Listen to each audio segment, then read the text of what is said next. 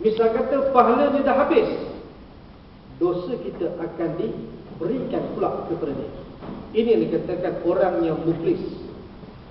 Kan, yang pernah Nabi tanya kepada sahabat, atadruna manil muflis?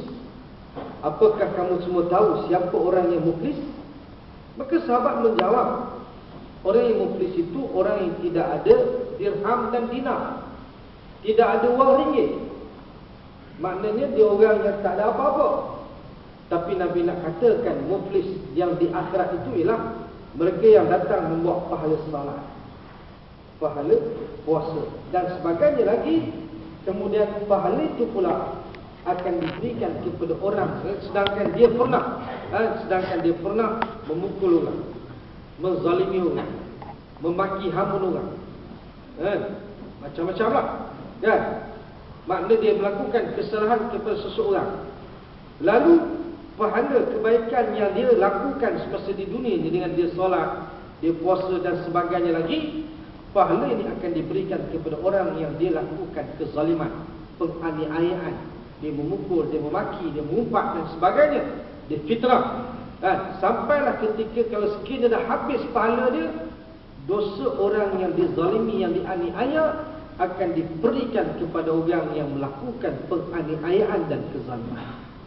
Maka nantinya dia akan diheret masuk ke dalam neraka lah tuan, sebab pahala dah tak ada. Itu dia katakan muflis. Muflis dengan makna pahala dia diberi kepada orang. Sebab di akhirat esok wang ringgit tak ada guna lagi dah, kan? Tak ada apa dah nilai wang ringgit. Yang ada nilai pahala di sisi Allah tu. Yang kita kumpulkan amalan saleh yang kita lakukan itu tuan, tidak sia-sia. Itu yang kita akan dapat pahala di sisi Allah tu.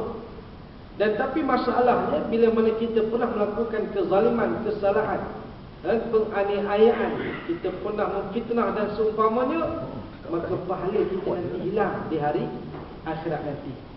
Itu yang kita bimbang tuan-tuan. Penat saja-saja kita buat amalan saleh, tetapi pahala pula kita beri kepada orang yang kita lakukan kezaliman. Ini kita kena jaga, bimbang tuan-tuan. Tapi itulah maknanya, satunya dia boleh pilih untuk memberikan kemaafan di dunia, yang peluang untuk dia masuk syurga itu cepatlah. Tapi sekiranya dia tak memaafkan kesalahan orang di dunia, maka dia akan dibicarakan di hari akhirat. Untuk dia masuk ke syurga itu agak lambat sikit. Tuan-tuan, terus maknanya kalau siapa yang nak masuk syurga cepat, maafkan kesalahan orang lain. Kemudian kelebihannya pula, Allah akan ampunkan dosa-dosa kita dengan sebab kita memaafkan orang lain. Kalau kita tak maafkan, itu pun hak kita jugalah, tak ada masalah, kan? Terpulanglah tuan-tuan. Nak maaf ke tak maaf ke, terpulanglah. Tapi kalau sifat Nabi, dia memaafkan umatnya. Dan sedangkan makna kata orang kata apa? Sedangkan Nabi pun maafkan umat dia. Ini kan pula kita lah tuan-tuan. Jadi sebab itu kita kena ada sifat ini, sifat untuk memberikan kemaafan. Itu sebablah tidur kita lah, kan? Kalau biasa orang motivasi ini, dia minta kita sebelum tidur tuan-tuan, maafkan kesalahan orang yang ada kepada kita.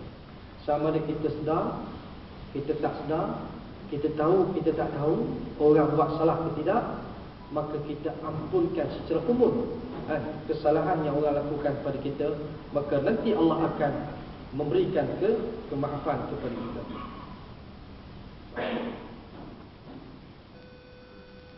Jadi dalam Islam juga tuan-tuan, bila mana dikenakan hukuman, kan? Bila dikenakan hukuman dalam Islam, satunya mengangkat dosa-dosanya di hari akhirat dengan sebab kesalahan yang dilakukanlah.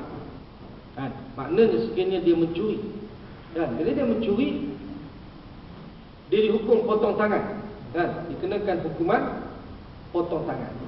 Jadi bila dikenakan hukum potong tangan, kesalahan dia, dosa dia mencuri tadi telah pun diangkat oleh Allah Ta'ala di hari akhirat nanti, maka tidak lagi dihisap pada masa itu. Baik. Jadi itu dia punya kelebihan lah. Orang yang dikenakan hukum di dunia itu sebab Sahabat-sahabat Rasulullah tuan-tuan, mereka lebih rela untuk dikenakan hukum di dunia daripada dikenakan hukum di akhirat. Sebab apa? Sebab mereka takut dengan siksaan di akhirat. Itu sebab mereka datang mengadu, mereka datang mengaku mereka melakukan kesalahan. Walaupun dalam Islam juga tuan-tuan, lebih afdal tidak mengaku bersalah daripada mengaku bersalah. Bukan maknanya makna kata bila mana orang tak ada apa-apa, mana bukti tak ada, kan? Tidak ada sebarang bukti menyatakan dia salah, kemudian dia memang salah, kan? Jadi lebih afdal dia menyembunyikan kesalahan. Dengan mana? Dengan dia bertaubat kepada Allah Subhanahu wa taala. Itu lebih afdal. Tapi sekiranya ada bukti menyatakan dia bersalah, maka di situ dia tak boleh nak elak. Maka dia dikenakan hukum di dunia, dan hukuman itu pula akan mengangkat dosanya di hari akhirat. Itulah kelebihan Islam ni tuan-tuan. Maknanya ada kelebihan. Walaupun dikenakan hukum, mengangkat dosa di hari akhirat. Tapi kalau kita dikenakan hukum sekarang ni, hak yang dunia punya ni ataupun hak manusia buat ni, kan, disebat ke, dipenjara ke tuan-tuan, hukuman itu tidak mengangkat hukum di akhirat. Sebab apa? Sebab dia bukan hukum Islam. Sebab dia bukan hukum Islam. Itu soalnya. Itu sebab kalau kita balik kepada apa orang duk isu sekarang ni, orang nak bahas tentang amanat, kan, amanat tuan guru. Dah timbul balik dah. Lama dah timbul pula. Tak habis-habis. Kan? Jadi orang tanya juga bagaimana kandungan amanat ini. Itu amanat ini tuan-tuan menyebut tentang, kan, makna kata mereka yang mempertahankan undang-undang jahiliah, kufur. Ini jelas makna secara umum je. Tak menyebut siapa-siapa tuan-tuan. Kan? Mana disebut siapa-siapa individu dalam amanat ini. Tapi nak menyatakan makna sesiapa yang mempertahankan undang-undang jahiliah, undang-undang rekaan manusia, dengan mengenepikan undang-undang Islam, kufur. Kufur tuan-tuan. Ini benda ni. Jadi makna kata sesiapa yang melakukan perkara ini, dia kufur lah. Itu je lah.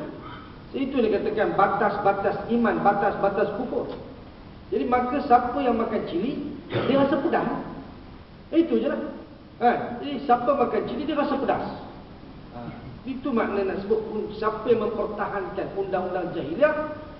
Sesiapa yang mempertahankan, yang melaksanakan undang-undang jahiliah, dia telah melakukan perbuatan kufur. Bahkan boleh membawa kepada kafir, terkeluar daripada Islam. Betul.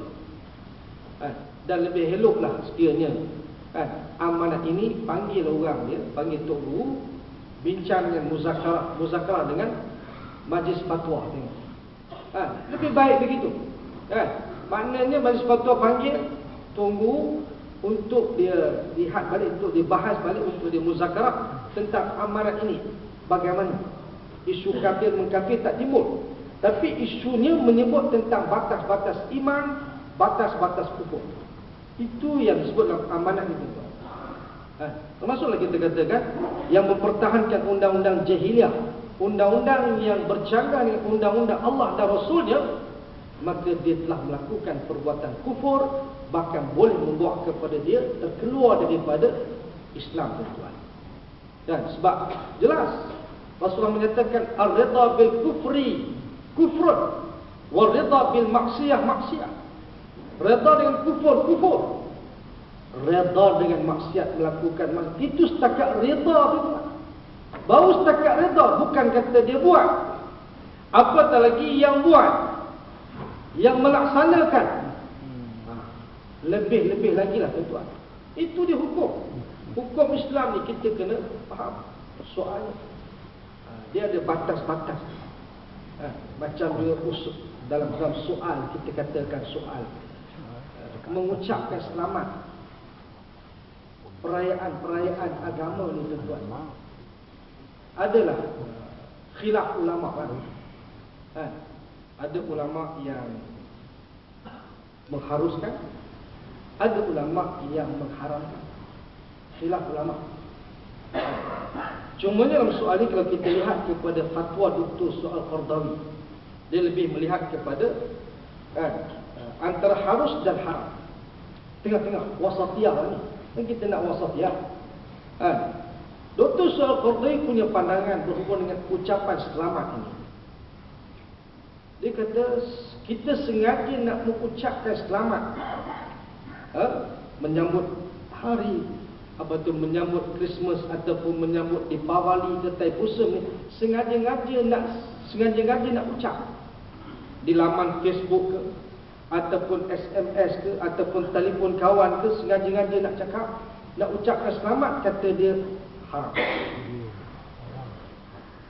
Adapun yang dibolehkan apabila kita terserempak dengan kawan kita, jiran kita pada hari raya itu, macam semalam Christmas. Jadi maknanya sekiranya terserempak dengan jiran yang beragama Kristian, ataupun kita berjumpa ataupun apa-apalah, dia telefon kita ke apa ke, kan, ataupun di SMS kita ke, kita nak balas SMS balik ke, maka pada masa itu diharuskan kita mengucapkan setakat selamat saja menyambut hari Christmas. Adapun kita sengaja-ngaja nak ucap, sengaja-ngaja nak ucap, tak perlu kita sengaja-ngaja nak ucap. Tapi misal kata kita tersempak, jiran kita Kristian, kita keluar rumah jumpa dia, selamat hari Christmas, cukup. Nampak? Adapun sengaja-ngaja nak ucap, pergi masuk rumah dia, bagi ucap dengan ada begitu. Makna ini sebab ia perayaan agama. Jadi kita lebih ambil di situlah, lebih maknanya lebih selamat lagi lah tuan-tuan.